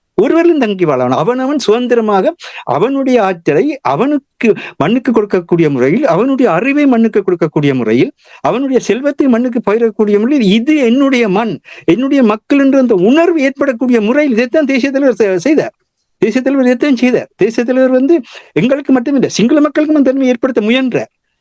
அந்த தன்மைகள் இருக்கின்ற பொழுது சிங்கள மக்களுக்கும் எந்த வெளிநாட்டு ஊடுருவலும் இல்லாமல் இருந்தது. இந்த நிலைகளை சிந்தித்து தயவு செய்து இந்த காலகட்டத்தில் உயிரோடை தமிழும் இலக்கம் எத்தனையோ துன்பங்களுக்கு மத்தியில், எத்தனையோ துயரங்களுக்கு மத்தியில் முயற்சியினால் நடைபெற்றுக் கொண்டிருக்கின்றது. இந்த உண்மையை கருத்தில் எடுத்து எங்களுடைய இந்த முயற்சிகளை கூட வீணடிக்காதீர்கள். இதெல்லாம் எங்களுக்கு எந்த விதமான லாபம் பெறப்போறதும் இல்லை. இதெல்லாம் நாங்கள் எந்த விதமான லாபத்தை தேட போறதும் இல்லை. 2 நோக்கமும் இல்லை. ஆகவே நாங்கள் அதனால் தான் துணிந்து பேசுகின்றோம். எவரிடம் துணிந்து பேசுவோம்? நீங்கள் தவறு செய்கிற இடத்தில் நீங்கள் இதை தவறாக செய்கிறீர்கள் சுட்டி காட்டுவோம். நீங்கள் நிறைவாக செய்கிற இடத்தில் நீங்கள் நிறைவாக செய்கிறீர்கள் போற்றுவோம். இதைத்தான் ஒவ்வொரு மக்களும் கடைபிடிக்க வேண்டும் என்பதுதான் இதழாக இருக்கிறது. அந்த இடங்கி போக வேண்டுமா என்று கேட்டதற்கு என்ன ஒரு காரணம் என்றால், நீங்கள் அதை தொட்டு விட்டீர்கள். அதாவது உலக வங்கியினுடைய உதவியோடு 500 மில்லியன் உதவியோடு வடக்கு கிழக்கை அபிவிருத்தி செய்வதற்கும், இனி நீங்கள் கூறியது போல் 5 முக்கியமான வளமுள்ள பகுதிகளை அடையாளம் கண்டு அதை அபிவிருத்தி செய்வதற்கு புலம்பெயர்ந்து வாழுகின்றவர்களையும் தொழில் அதிபர்களையும் முதலீடு செய்யுமாறு அனுர குணசேகரனுடைய JVP அரசாங்கம் இந்த விடயங்களை சுட்டிக்காட்டி வேண்டுகோளை முன்வைக்கிறார்கள். என்னத்தை செய்ய வருகிறார்கள் என்ற இதை புரிந்து கொள்ளவில்லை என்றால் இவ்வளவு காலமும் போராட்டம் நடத்தியதற்கும் விடுதலைக்கான இந்த போராட்டம் அர்த்தமில்லாமல் போய்விடுமா என்று அபாய நிலையை எதிர்நோக்குவது போல்தான் தெரிகின்றது. நீங்கள் கூறிய விடயத்தை இலங்கை ரஜரட்ட பல்கலைக்கழகத்தினுடைய மிகுந்தலை பேராசிரியர் மனோஜ் சமரதுங்க அவர்கள் அனுராதபுரத்தில் இப்பொழுது இவர்கள் அக்கறை எடுப்பது அனுராதபுரத்தில் ஒரு மிகப்பெரிய சுற்றுலாத்துறையாக மிகப்பெரிய ஒரு பொருளாதார மையமாக மாற்றுவதற்குத்தானே ஒழிய பௌத்தத்தை வளர்ப்பதற்கு அல்ல. அதை அவர் சுட்டிக்காட்டி இருக்கின்றார். இந்த 2 பேருக்குமே அதில் நோக்கம். 2 பேருக்குமே நோக்கம் என்னென்றால் நிலத்தையும் முதலீட்டையும் மனித வலுவையும் தங்களுடைய பொருளாதார தேவைக்காக பயன்படுத்த வேண்டும். இதற்காக தான் அங்கே உறங்கி இருக்கிற அனுராதபுரத்தில். அதை விட்டு போட்டு அவர் சொல்லியிருந்தால் அனுராதபுரத்துக்கு போற சுற்றுலா பயணிகளுடைய எண்ணிக்கை மிக குறைவாக இருக்கின்றது. அந்த பின்னணியிலே அனுராதபுரத்தை நாங்கள் ஒரு மிகப்பெரிய சுற்றுலா பகுதியாக மாற்றி அந்த பகுதிக்கூடாக நாங்கள் அதனை வளர்க்க வேண்டும் என்று சொல்லி அப்படி சொல்கின்ற பொழுதுதான் அனுராதபுரத்தில் ஒரு இந்திய இலங்கை முதலீட்டாளர் கூட்டத்தை நடத்துறது, சுற்றுலாத்துறை புத்தாக்க காப்பகத்தை நிறுவுறது, 2025-30 கிடையே ஒரு மூலோபாய சுற்றுலா திட்டத்தை வடிவமைப்பது போன்ற விடயங்களை பற்றி எல்லாம் பேசுகின்றார். இந்த இடத்தில் ஒரு முக்கியமான விஷயம் என்னென்றால், மோடியினுடைய ஸ்ரீலங்கா சென்ற என்ற அந்த தன்மை என்பது ஒரு மூலோபாய மாற்றமாக சொல்லப்படுகிறது. இதுவரை இருந்து வருகின்ற அதுக்காகத்தான் அவர்கள் இந்தியாவோட செய்த எந்த ஒரு ஒப்பந்தத்தையும் இதுவரை வெளியே விடவில்லை. அவர் எல்லா சிங்கள கட்சிகளுமே கேட்டுக்கொண்டிருக்கிறது, அந்த ஒப்பந்தங்களை பாதுகாப்பு ஒப்பந்தமாக இருந்தாலும் சரி, பொருளாதார ஒப்பந்தங்களாக இருந்தாலும் சரி வெளிவிடுங்கள் என்று. ஆனால் வெளிவிடவில்லை. ஏன்னு சொன்னால் அந்த ஒப்பந்தம் ஒரு ஸ்ட்ராட்டஜிக்கல் சேஞ்ச் என்று சொல்வார்கள், தந்திரோபாய மாற்றம் என்று சொல்லி பொருளாதாரத்தை மையப்படுத்தி ஒரு பொருளியல் ஒன்றியமாக, இப்ப ஐரோப்பிய ஒன்றியம் இருக்கிற மாதிரி ஒரு பொருளியல் ஒன்றியமாக இலங்கை இந்தியாவை இணைக்கின்ற பின்னணியில் தான் எல்லாம் செய்யப்பட்டிருக்கின்றது. அந்த பின்னணியிலே அவர்கள் பாதுகாப்புக்கும் தாங்களே மேலாண்மை என்கின்ற அடிப்படையில் செய்திருக்கின்றார்கள். அப்ப இதெல்லாம் செய்யப்படுவது காலத்தினுடைய தேவை. இதை இந்தியா செய்வதை யாருமே தடுக்க முடியாது. சீனா அங்கு செயற்படுவதை உங்களால் யாருமே தடுக்க முடியாது. எல்லாம் வெறும் வாயளவிலே பேசிக்கொண்டிருப்பீர்கள் தவிர அந்த தன்மைகள் தடுக்க முடியாது. அவர்கள் உலகளாவிய பொருளாதாரத்துக்குள்ள இன்றைக்கு உலகமயமாக்கல் தோல்வி கண்டு விட்டது. உலகமயமாக்கல் தோல்வி கண்ட நிலையிலே புதிய அரசியல் பொருளாதார முறைமைகளை கட்டமைத்துக் கொண்டிருக்கின்றார்கள். அதற்குள் நாங்கள் எப்படி செயற்பட வேண்டும்? தீபகத்தின் மேல் தனி அக்கறை காட்டப்படுது. ஏன் தீபகத்தை ட்ரம்ப் காசா நீள்கரையை எப்படியாக ஒரு கடல் சார்ந்த ஒரு மிகப்பெரிய ஒரு சுற்றுலா நகராக மாற்றி உழைக்க வேண்டும் என்று வலிக்கிட்டாரோ, அதே போல இந்தியாவும் இலங்கையுமா சேர்ந்து தீபகத்தை மிகப்பெரிய சுற்றுலா துறையாக மாற்றி உழைப்பதற்கான வேலையை தான் தொடங்கி இருக்கின்றார்கள்.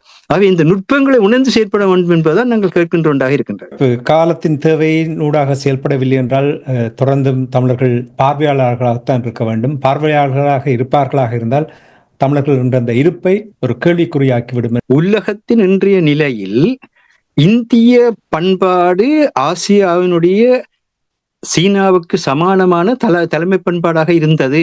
இந்த 2 பண்பாடுகளும் வளர்க்கப்பட வேண்டுமாக இருந்தால் இந்த 2 பண்பாடுகளும் இருக்கிற இணைவு பௌத்தம். புத்தர் இந்தியாவில் பிறந்த பின்னணியிலே இந்திய பண்பாட்டுக்கு உட்பட்ட உண்டு. அங்கு மட்டுமில்லை, இப்பொழுது சீன பிரதமர் தென்கிழக்காசிய நாடுகளுக்கு சென்றார். ஜப்பானுடனும் கொரியாவுடனும் உடனடியாக கூட்டுறவை ஏற்படுத்தினார்கள். இப்பொழுது ஒவ்வொரு இனமும் தனக்குள் கூட்டுறவை ஏற்படுத்துகின்றது, ஒவ்வொரு பண்பாடும் தனக்குள் கூட்டுறவை ஏற்படுது. இதை தமிழரசு கட்சி கவனத்தில் எடுத்து, நீங்கள் தான் அந்த மண்ணினுடைய ராஜாக்கள் என்ற அந்த எண்ணத்தை கைவிடுங்கள். நீங்கள் ராஜாக்கள் அல்ல, நீங்கள் மக்களுக்கு சேவை செய்ய வேண்டிய சேவையாளர்கள்.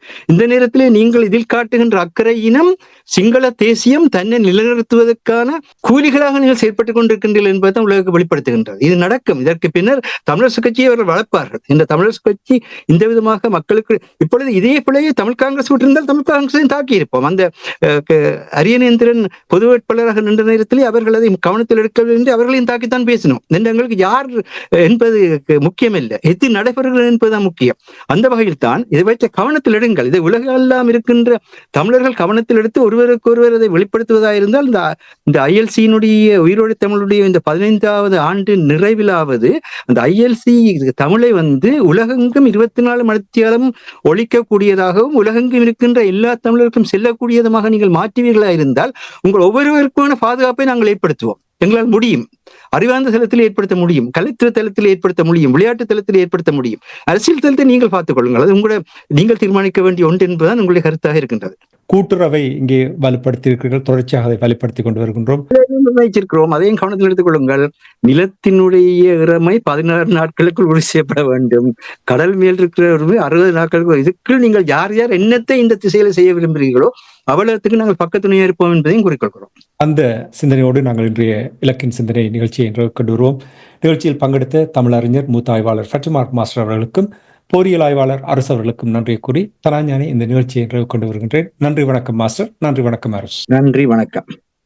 எமது பார்வையாளர்களுக்கு வணக்கம். மக்களின் குரலாய் ஓங்கி ஒலிக்கும் இலக்கு மின்னிதழ் மற்றும் உயிரோடை தமிழ் வானொலி ஆகிய இவ்விரு ஊடகங்களும் உங்களைப் போன்ற எமது நேயர்கள் நண்பர்களின் ஆதரவிலேயே இயங்கி வருகின்றன. மிக குறைந்த வளங்களுடன் பல இடர்கள் மற்றும் தடைகளை தாண்டி பயணிக்கும் எமது ஊடகங்களின் பணிகள் மேலும் வளர உங்களால் முடிந்த நிதியுதவியை வழங்கி இன்னும் காத்திரமான செயற்பாடுகளை முன்னெடுக்க உதவுமாறு மிகவும் பணிவன்புடன் வேண்டி நிற்கின்றோம். உங்கள் பங்களிப்பு உங்களின் உரிமை குரலாய் ஓங்கி ஒலிக்கும். நன்றி.